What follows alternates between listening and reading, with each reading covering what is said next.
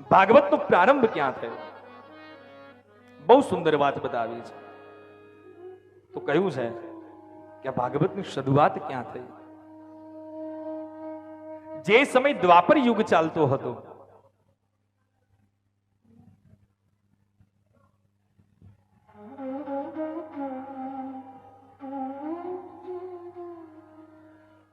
જે સમય દ્વાપર યુગ ચાલતો હતો અને એ દ્વાપર યુગ જ્યારે પૂર્ણ થવાના આરે આવ્યો, એના અંત સમયની અંદર એક વખતે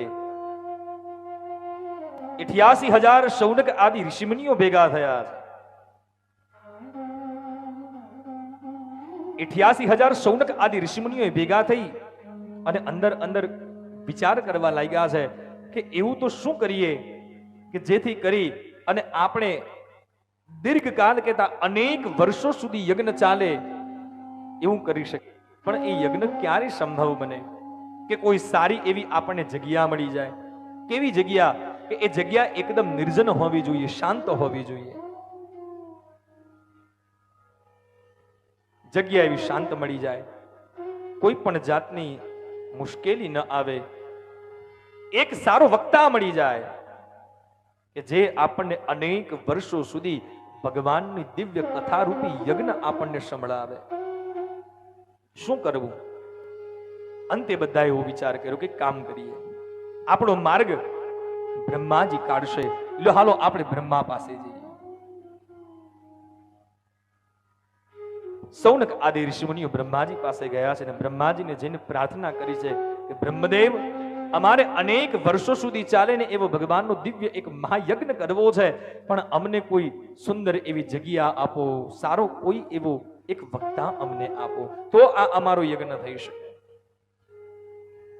બ્રહ્માજીએ કહ્યું, સાંભળો, એક કામ કરો, હું અહીંયા મારા હાથ ઉપર એક દિવ્ય ચક્ર પ્રગટ કરું છું અને અહીં મારી આંગળી ઉપરથી આ ચક્ર છોડું અને એ ચક્ર જ્યાં આગળ જઈને સ્થિર થાય એ જગ્યાએ તમારે આ યજ્ઞ કરવો. જે જગ્યાએ ચક્ર સ્થિર થઈ જાય, ઊભું રહી જાય, સ્થગિત થાય, એ જગ્યાએ તમારે આ યજ્ઞ કરવાનો છે. બાબા, અમને કોઈ એક સારો વક્તા તો આપો. જગ્યા તો આ ચક્ર જ્યાં આગળ સ્થગિત થઈ જશે, જ્યાં ઊભું રહેશે ત્યાં અમે યજ્ઞ કરીશું, પણ એની હાટું અમારે એક સારો વિદ્વાન વક્તા પણ જોઈશે.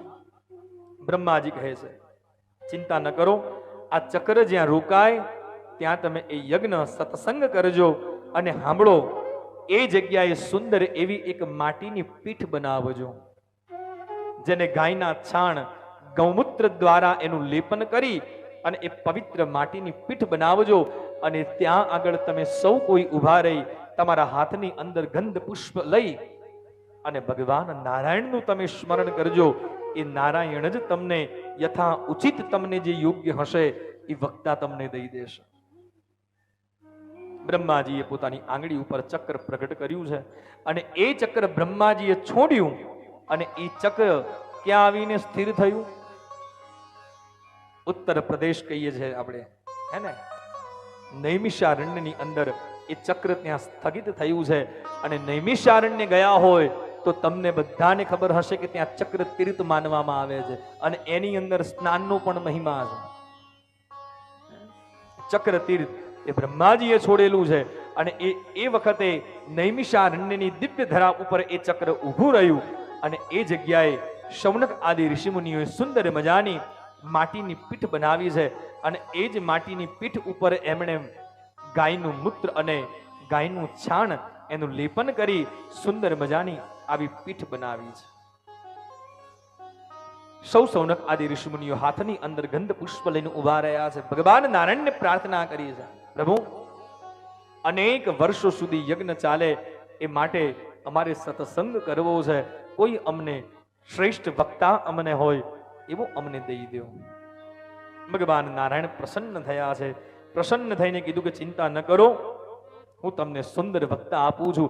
અને એ વખતે ભગવાન નારાયણે સુત નામના મહાપુરાણીને ત્યાં મોકલ્યા છે. સુત નામના પુરાણી ભ્રમણ કરતા કરતા નૈમિષારણ્ય ક્ષેત્રની અંદર આવ્યા છે અને ઋષિ મુનિઓએ સુત નામના મહાપુરાણીને પ્રાર્થના કરી છે, વંદન કર્યા છે. શ્રેષ્ઠ જે પીઠ બનાવી હતી એ પીઠ ઉપર સ્થાન આપ્યું છે અને સૌ સન્મુખ આદિ ઋષિમુનિઓ કહ્યું છે કે બાબા અમારે અનેક વર્ષો સુધી ચાલે ને એવો એક દિવ્ય મહાયજ્ઞ કરવો છે, અમને સત્સંગ કરવો છે, તમે અમને કથા સંભળાવો, તમે અમને સત્સંગ કરાવો. શુદ્ધ નામના મહાપુરાણી 88,000 સૌનક આદિ ઋષિમુનિઓને કથા સંભળાવવા હાટુ થઈને તૈયાર થયા છે.